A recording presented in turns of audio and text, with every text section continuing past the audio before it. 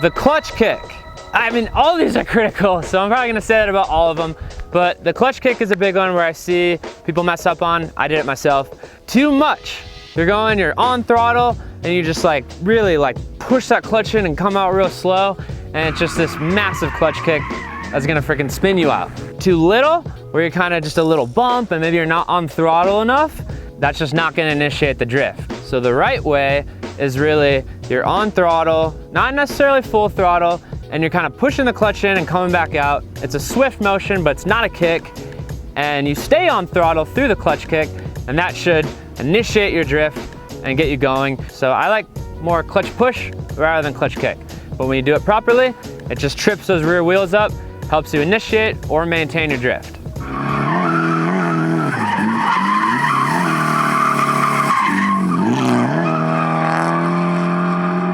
Grip. There's such a common myth with this that people think all drift cars need to be super loose. That is not true. There's a correct amount of grip. If you have way too little grip, you're just gonna be spinning out all over the place. The car is not gonna be controllable. If you have too much grip, it's gonna be really hard to maintain the drift. You're gonna find yourself going into corners and really having a clutch kick, pull the handbrake, it kicks out, and it straightens back up on you. So you wanna find that kind of correct amount of grip for your car and your power level, as well as how fast you're going. So your driving level, as you start going faster and you become a better driver, you're gonna increase your grip level. Alignment and tire pressure are like the two easiest, quickest ways to start playing with your grip, and they're gonna have the most dramatic changes. So in the front, start somewhere around 30 PSI for your tire pressure, and then you can kind of go up and down if you need. Alignment wise, if you're in a stock vehicle, just try to get as much camber out of it as you can. I would keep neutral toe, so that means no toe out, no toe in. You could maybe go toe out like 1/8 of an inch. And then caster, you wanna look for as much caster as you can get. Stock vehicles, I believe, are somewhere around like 7 degrees. So if you can maintain that, you're good to go. If you have an angle kit, a lot of times they will have recommended alignment specs. Follow those. For the rear, tire pressure, same thing. I would start around 30 PSI. This one is gonna change a lot depending on your power level, but assuming your wheels and tire sizes are correct, which we'll get to a little bit later in the video, I'd start around 30 PSI and then again, go up and down as you want. So if you're too loose, go down in tire pressure. If it's too grippy, go up in tire pressure. You can go as high as like 45 and 50 PSI, and you can go as low as about like 18 to 20 PSI. You can go lower than that. We do it, but I wouldn't recommend it until you kind of are figuring this whole thing out. As far as alignment in the rear, zero camber. Absolutely do not camber your car out. It is terrible in the rear. So zero camber. I'd start with zero toe. As you get a little better and you want a little bit more grip, a little snappier car, you can toe in, up to even like 1/4 inch. But that's or even 1/2 inch really. I think we have a 1/2 inch on the Pro car, but I would start with a very neutral setup in the rear.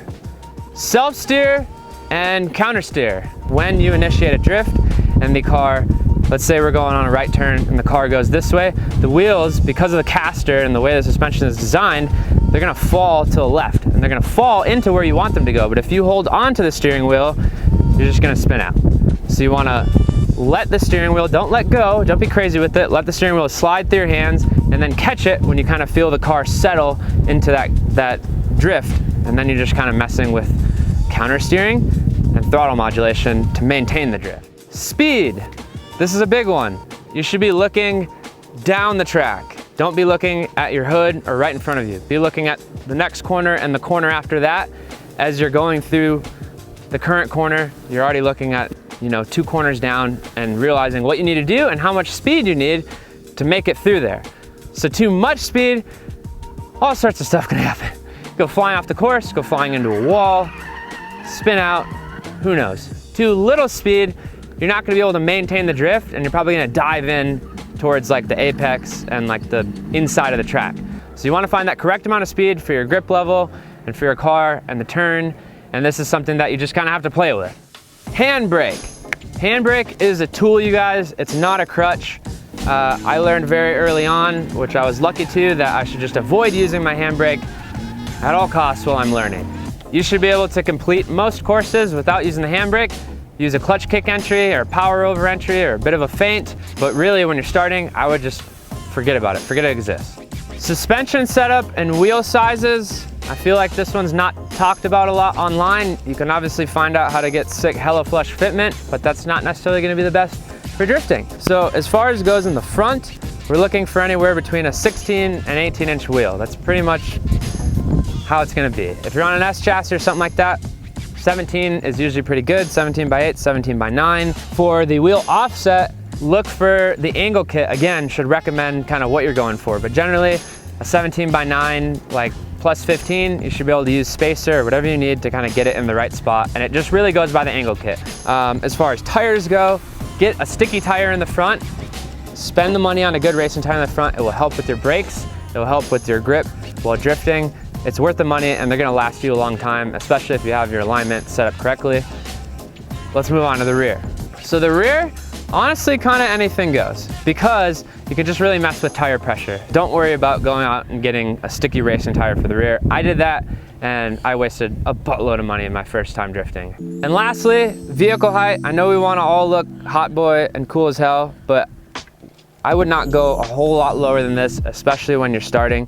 Going too low, unless you do the right things with the suspension, getting drop knuckles in the front and rear and things like that, it really affects the car's performance. Also, if you have it really low, you're gonna be more prone to jump in the body kit on, you know, the inside curbing of the track and things like that. So, angle. You can drift stock angle, definitely, but I really recommend just doing something to help. It's really gonna help you when you're getting started and where you're not fighting the car. And this is car specific, guys, so do a little research, or even, you know what, comment below and ask us. We have experience with a lot of these cars. We can probably help you, or one of the other subscribers. They're all good. We have a great community here. This car, this is like the perfect starter car. This has just extended lower control arms and modified knuckles. It's super simple. I would stay away from WiseFab. Yes, they're one of our partners and I love WiseFab to death, but that is an advanced angle kit. Again, stock angle, like Genesis Coupe, for example, it is a war. It has so little angle, you're just gonna be fighting and not knowing whether it's you or the car. So I'd recommend just doing something a little bit to get a little bit more angle out of it.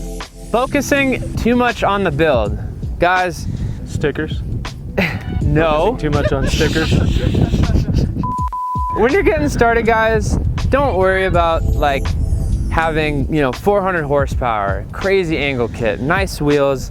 Like, spray paint your car, get a cheap body kit, you can make it look good, but get out and drive. That's the biggest thing. I know it's cliche, like the driver mod, you know, but really, truly, that is the biggest improvement you can make, is getting out and driving. I mean, that's pretty much it, guys. I hope this video helped you guys. I hope you hit that subscribe button and comment below if you're learning to drift. I'm so stoked that these videos help some of you guys. It gets me pumped up, makes me want to keep making these videos. Check out all our other videos as well. We did a whole build series on this one, and we got another new build coming soon. And we will see you guys in a couple days. Peace.